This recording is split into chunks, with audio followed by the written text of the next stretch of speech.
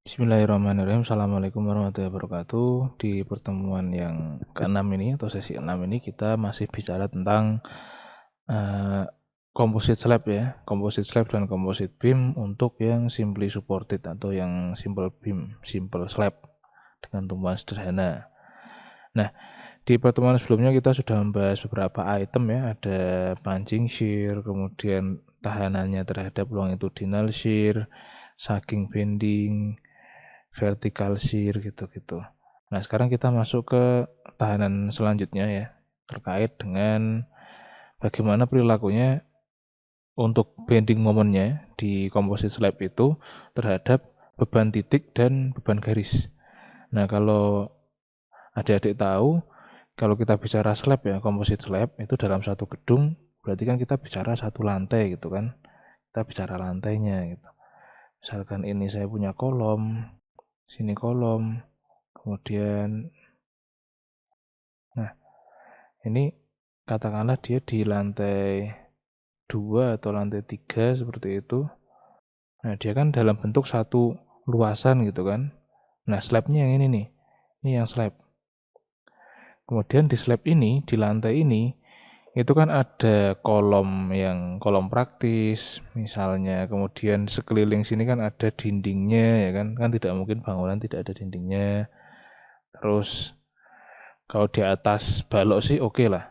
Nah, yang kita bicarakan ini adalah beban dinding misalnya ya, beban garis itu kan beban dinding yang paling banyak. Beban dinding untuk batas ruangan tapi dia tidak pas di atas balok. Jadi kan dia membebani slab gitu kan. Nah, jadi yang di tengah-tengah sini nih, yang ada di tengah-tengah sini gitu. Misalkan yang sekat ruangan tapi ada di tengah yang dia posisinya tidak di atas balok. Itu kita bicarakan di sini di bending moment tapi dari beban titik dan beban garis. Nah, ini kalau kita bicara composite slab ya, composite slab itu kan kemarin kita sepakati adalah slab beton yang dia memakai sheeting ya, steel sheeting dengan bondek seperti ini. Ini ke arah sana katakanlah seperti itu.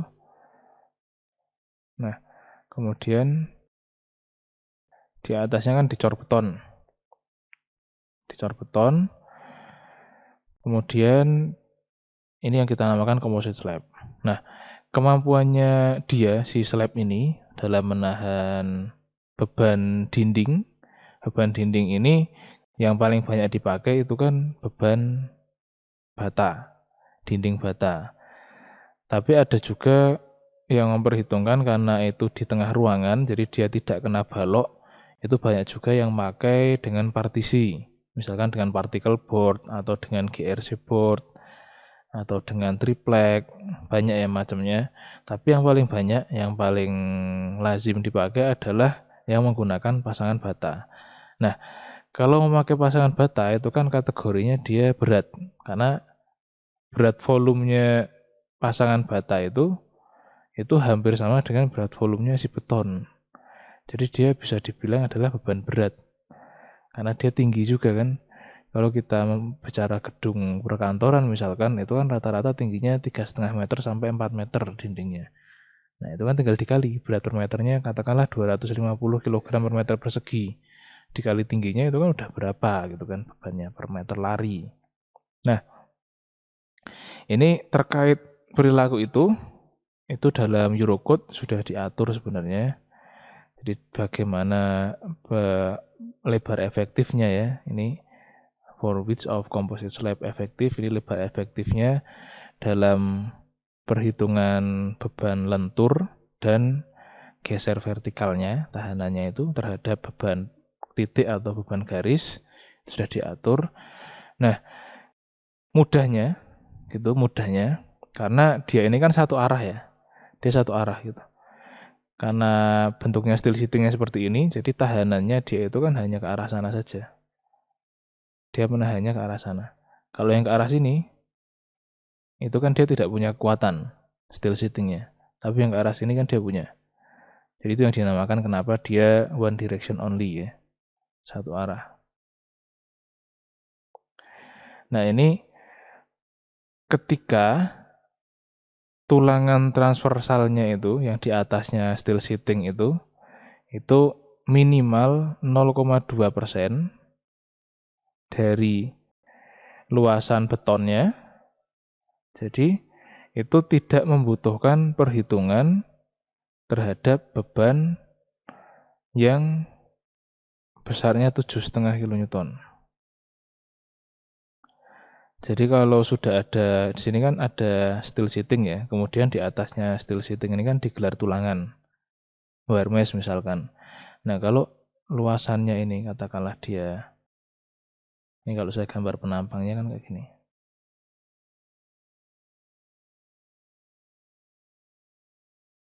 Nah katakanlah kayak gini, kemudian di atasnya kan sini ada tulangannya.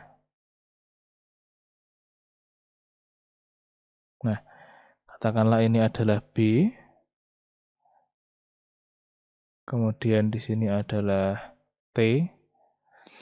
Nah, luasan dari tulangan ini 1, 2, 3, 4, 5, 6, 7, 8, 9 gitu kan.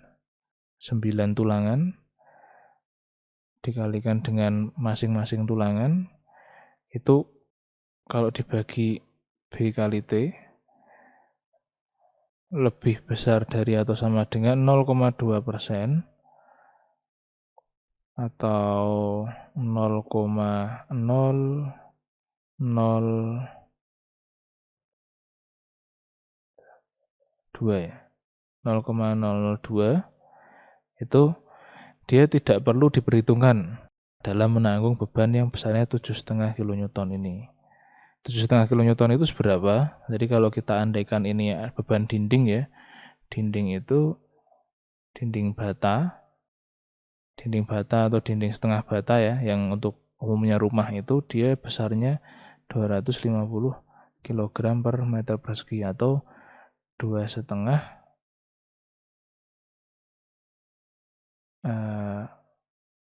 kilonewton per meter persegi. Jadi kalau andai kata tingginya 3 meter, berarti kan dia kena 7,5 ya. 7,5 kilonewton. Gitu. Per meter, kalau kita per meter lari ya itu berarti nanti dikalikan meter jadi jatuhnya 7,5 kilonewton. Jadi ketika ada gelaran tulangan yang besarnya itu kalau dihitung rasionya 0,002, itu kalau ada beban dinding di situ setinggi 3 meter itu tidak perlu dihitung. Dianggap itu sudah kuat, seperti itu maksudnya.